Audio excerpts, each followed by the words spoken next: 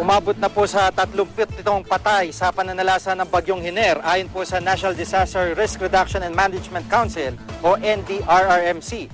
33 naman ang sugatan habang 4 pa rin ang nawawala dahil po sa bagyong Hiner. Sa Malabon, isang lalaki nalunod sa ilog kahapon.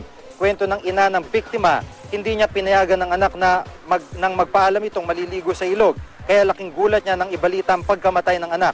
Samantala sa Tugatog Cemetery ay naabutan po ng GMA News na nagkalat pa ang basag-basag na semento ng mga nicho.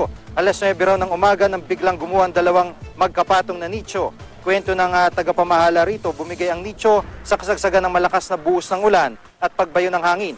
Posible raw na hindi natuyo ang semento na nakapatong sa nicho at na nakalalagay lang noong nakarang linggo. Nangako ang lokal na pamahalaan na ibabalik sa dati ang nicho.